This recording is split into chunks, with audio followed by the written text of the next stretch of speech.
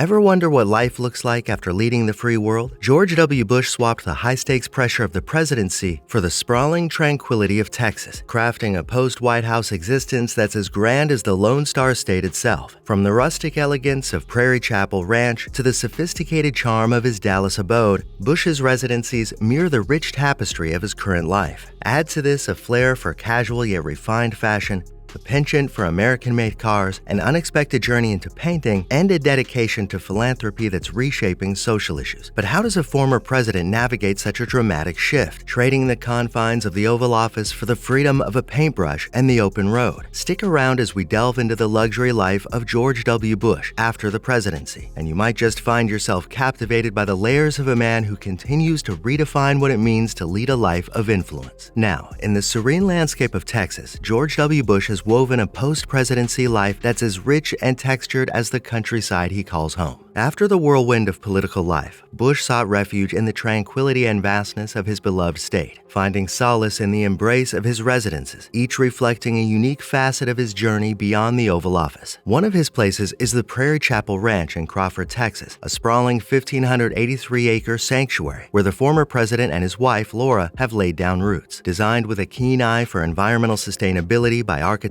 David Heyman, the main house at the ranch blends seamlessly with the natural landscape. Inside, the ranch house is a harmonious blend of rustic charm and modern elegance, with spacious rooms that open up to breathtaking views of the surrounding wilderness. Here, amidst the tranquility of nature, George and Laura Bush find a profound connection to the land and a space for quiet reflection. Transitioning from the rustic charm of Crawford to the urban elegance of Dallas, the Bushes have also made their mark in the prestigious Preston Hollow neighborhood. Their home at 10141 Daria Place stands as a beacon of sophistication and privacy. This residence, chosen with care in the aftermath of a presidency that spanned tumultuous times, offers a peaceful retreat from the public eye. The home is a masterpiece in design, where traditional aesthetics meet contemporary luxury, creating an environment that's both inviting and exclusive. The interiors are adorned with fine art, exquisite furnishings, and state-of-the-art amenities, making it a perfect setting for hosting dignitaries and friends alike. Not to be overlooked is their residence in Houston, a city that vibrates with energy and innovation. This home is a marvel of contemporary design, where architectural elegance meets modern technology, reflecting the dynamic spirit of one of Texas's most vibrant cities. It's a place that speaks to the Bushes' connection to the urban heartbeat of the state, but it's Prairie Chapel Ranch that truly captures the essence of George W. Bush's post-presidency life.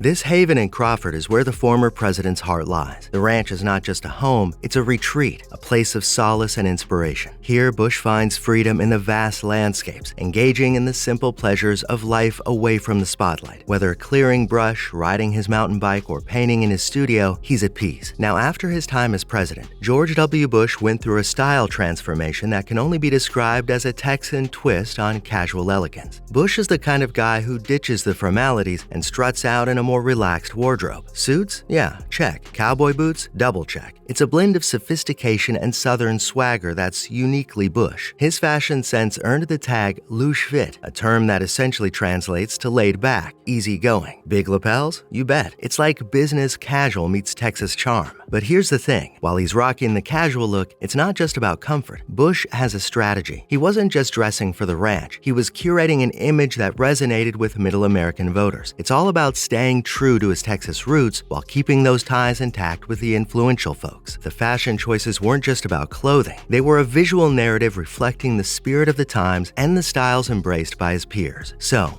kick back, relax, and imagine a post-presidential Bush strolling in boots, lapels, and a vibe that's both down-home and debonair. It's not just about clothes. It's about crafting a style that speaks volumes without saying a word. And then comes his car collection. Now, after the presidency, life for Bush wasn't just about setting into the quieter routine. It was also about reigniting passions that the Oval Office desk couldn't accommodate, one of those being a love for cars. George W. Bush, like many Americans, has a soft spot for rugged, reliable vehicles, and nothing says rugged and reliable quite like a Ford F-150. Bush's affinity for this iconic pickup truck is well known. and it perfectly encapsulates his down-to-earth Texas spirit. But Bush's taste in vehicles isn't confined to the practicality of a pickup truck. His collection also speaks to a broader appreciation for American engineering and design. Each car in his collection is a piece of Americana, a nod to the country he once led. But interestingly, Bush hasn't hit public roads since 1993. Security reasons, of course. It turns out that even after their term ends, presidents and vice presidents can't just cruise down Main Street. So while you won't catch him in a presidential motorcade, Bush can still rev up those F-150s on his private property for a special occasion, with a nod from the Secret Service, of course. Then comes his love for paintings. Can you believe it? George W. Bush, the former president, turned artist extraordinaire. Now you might be wondering what sparked this unexpected journey into the world of art. Well, it was a simple essay by Winston Churchill titled Painting as a Pastime. Talk about pushing boundaries. Bush admitted that he never thought he would be an artist, but there he was, embracing a whole new world of creativity. 3 art instructors in North Texas became his guides in his artistic odyssey. Gail Norfleet, the first instructor, had her reservations, giving their differing political views, but in the world of art, those differences fade away. Jim Woodson, the second instructor, found Bush to be the most open-minded student he ever had, and what was once called the man cave transformed into an art studio where the former president painted everything around him. Cats, trees, you name it. It's like a liberating paint spree. But here's where it gets profound. Cedric Huckabee, the third instructor, challenged Bush to paint not world leaders, but the people who served him. And bam, the president's mission took a poignant turn, honoring those who served him during his time as commander-in-chief. Imagine the emotion, the stories, and the dedication that went into painting 66 portraits of men and women who served after September 11th. These weren't just canvases, they were a heartfelt tribute to the unsung heroes. Bush poured hours into his artwork, turning his passion for painting into a powerful way to say thank you to those who didn't want to be called heroes, but simply appreciated for doing a good job. Something else is that after his time in the Oval Office, George W. Bush traded policy papers for a different kind of power, the power of giving back. Let me tell you, he's not just a man who served as the 43rd president. He's also the force behind the Points of Light Award and Institute. The initiative empowers individuals to tackle social issues head-on. The Points of Light Institute has grown into the world's largest volunteer organization, rallying folks to make a difference through research and community engagement. But it doesn't stop there. Bush, alongside his wife Barbara, became a philanthropic powerhouse, raising hundreds of millions of dollars for health-related causes. From organizing a 100-kilometer mountain bike ride to teeing up for the Warrior Open golf tournament, they've shown that charity can be both impactful and downright adventurous. And let's not forget his advocacy work,